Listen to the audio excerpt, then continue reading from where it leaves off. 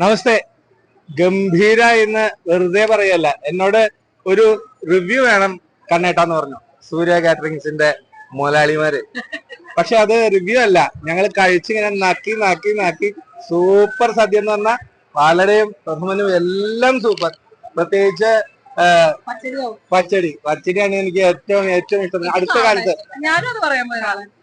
ഗംഭീരായി. അല്ല, ആക്ച്വലി ഒരു സദ്യയുടെ ഏറ്റവും കോംപ്ലിക്കേഷൻ വരുന്ന ഒരു സാധനം എന്ന് പറഞ്ഞാൽ പുളിയിഞ്ചിയും കാളനവും. പുളിയിഞ്ചിയൊക്കെ ഞാനും കുക്ക് ചെയ്യുന്ന ഒരാളാണല്ലോ, അപ്പൊ പുളിയിഞ്ചിയൊക്കെ എപ്പോഴും റിസ്കി ഗെയിമാ. നമ്മളെല്ലാരെയും തൃപ്തിപ്പെടുത്തി കൊടുക്കാച്ച ഞാൻ അടിപൊളിയായിരുന്നു കേട്ടോ, നല്ല സ്വാദുള്ള ഒരു വിഭാഗം. അതേമാതിരി കാളനും അതെ, കാളൻ എല്ലാ സ്ഥലത്തൊന്നും പൊതുവെ ഇഷ്ടപ്പെടാറില്ല, പക്ഷെ നല്ല സദ്യയായിരുന്നു. പരിപ്പ് പായസം നല്ലതായിരുന്നു, പാലടയും നല്ലതായിരുന്നു, എല്ലാ കൂട്ടാനികളും പൊതുവെ എല്ലാ കൂട്ടാനികളും നല്ലതായിരുന്നു. അതുപോലെ പെരുമാറുന്നതും അതെ അതെ അതെ